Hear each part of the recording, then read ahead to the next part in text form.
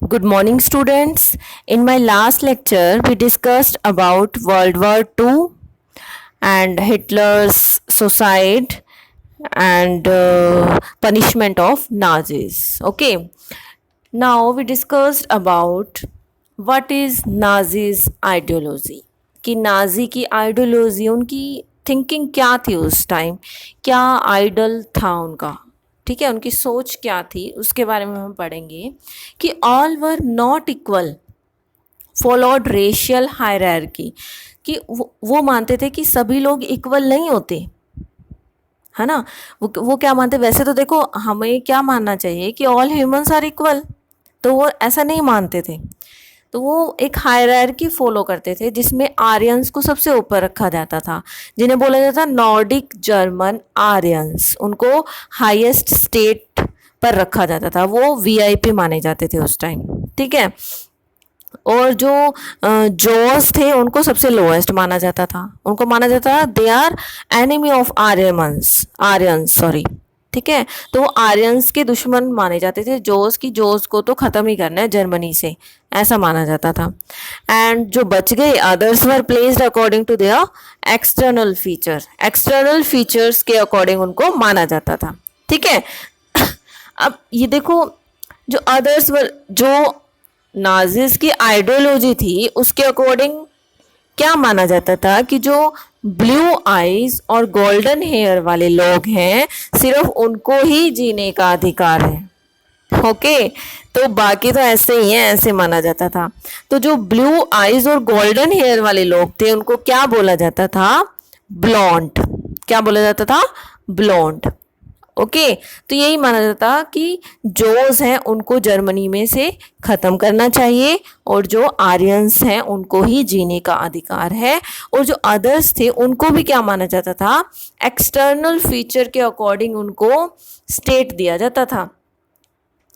External feature means उनकी जो physical appearance है उसके अकॉर्डिंग, जैसे ब्लू आइज और गोल्डन हेयर्स को सबसे हाईएस्ट माना जाता था, तो सबसे लोएस्ट किसको माना जाएगा, जिसकी ब्लैक स्किन होगी या जिसके ब्राउन हेयर्स नहीं होंगे, ब्लैक हेयर्स होंगे या ब्राउन हेयर्स होंगे, है ना। तो गोल्डन हेयर्स जिनके नहीं होंगे तो उनको तो लोएस्ट माना जाएगा, यानी उनकी फिजिकल अपीयरेंस से उनको देखा जाता था कि कैसे इसकी स्टेट होगा, कैसे इसका माइंड लेवल होगा, या कैसे इसको जॉब दी जाएगी, ठीक है, या इसका लिविंग स्टैंडर्ड कैसा है।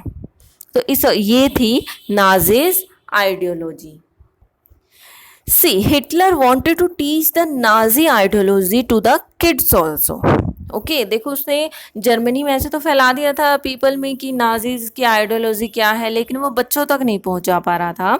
सो हम पढ़ेंगे अब स्कूल्स अंडर हिटलर रूल। जो हिटलर के अंडर उस टाइम स्कूल कैसे चला रहा था हिटलर, उसने क्या पॉलिसीज अलाउ की हुई थी, okay. First one is no more Jew teacher. अब देखो आर्यंस के दुश्मन थे भाई ये जोस, तो okay.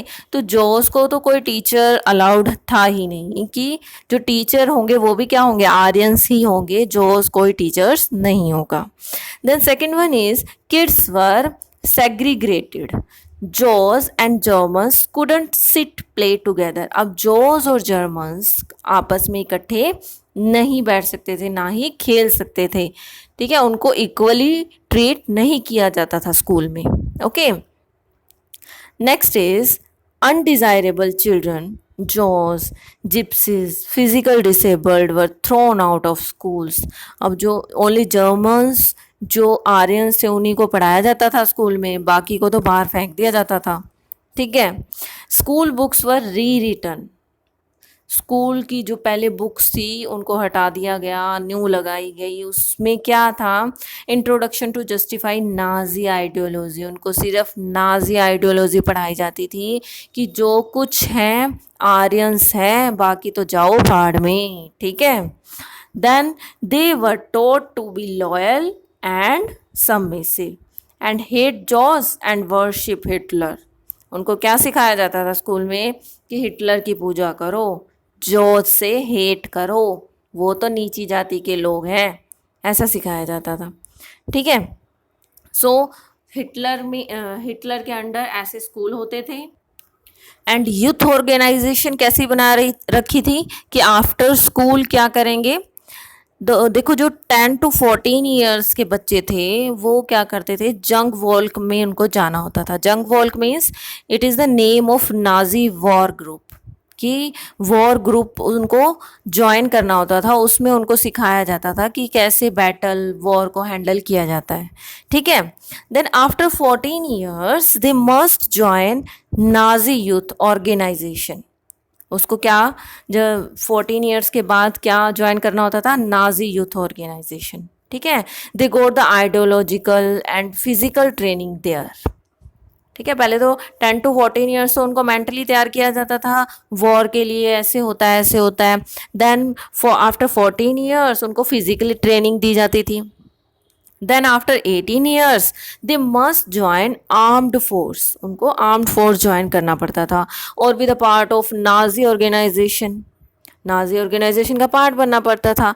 It was made 1920, named change Hitler youth.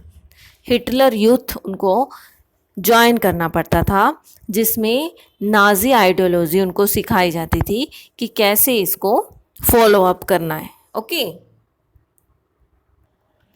now we will discuss about what was the condition of women under the Hitler rule.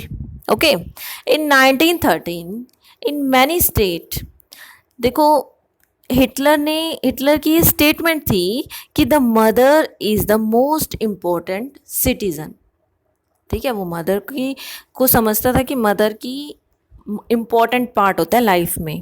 But देखो ये कंट्री में मदर्स तो बहुत सारी होती हैं, मदर्स तो हर स्टेट में होती हैं, हर रिलीजन में होती हैं, तो हर मदर के साथ अच्छा ट्रीटमेंट नहीं होता था, अच्छा सलूक नहीं होता था।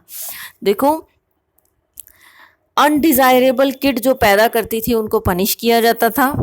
ओके, और जो डिज़ायरेबल बच्चे पैदा करती थी उनको रिवॉर्ड दिया जाता था, उनको कंसेशन मिलता था रेलवेज़ में और अदर डिस्काउंट भी मिलते थे। ठीक है, उनको ऑनर क्रॉसेस मिलता था कि जो 4 बच्चे पैदा कर रही है उनको ब्रॉन्ज मेडल दिया जाएगा, जो 6 बच्चे पैदा कर रही है उनको सिल्वर मेडल दिया जाएगा, और जो 8 बच्चे पैदा कर रही है वो उनको गोल्डन मेडल दिया जाएगा। ठीक है, तो ये हिटलर की थिंकिंग थी उस टाइम कि लेडीज़ क्या है, सिर्फ बच्चे पैदा करने के लिए है, और डिज़ायरेबल जो बच्चे पैदा करती है वो ही असली लेडी है। ठीक है, then reaction of ordinary people. देखो उस टाइम नाजीज, देखो कोई भी सोच होती है तो हर पीपल तो उससे एग्री नहीं होता है ना, तो उस टाइम क्या थिंकिंग थी लोगों की, क्या स्टेट था, क्या स्टेटस था उन लोगों का, ये देखते हैं हम कि सम पीपल हेटेड जॉस। अब जैसी कंडीशन हिटलर ने पैदा कर दी थी कंट्री में, तो पीपल थे वो जॉस से नफ़रत करने लगे थे, जॉस को नीचा ही समझते थे, उनको इंसान समझा ही नहीं जाता था। जो जहाँ कहीं भी जॉस को देख लिया जाता था तो लोग बता देते थे पुलिस को कि उनको जाके मारा हो भैया, वहाँ पर जॉस खड़े हैं, वहाँ पर जॉस रहते हैं। ठीक है, Nazi used media for spreading hate for Jews. Nazis ने मीडिया का यूज़ किया जोस को हेट करने के फैलाने के लिए। They made posters in which Jews showed as evil. उन्होंने ऐसे ऐसे प्लेस भी बनाए, पोस्टर भी बनाए जिसमें जोस को यूं दिखाया गया था कि वो तो एक बुराई है कंट्री पर। ठीक है, some people were not believed in Nazi, they ignored them. अब कुछ पीपल थे जो नाजिस को भी नहीं पसंद करते थे।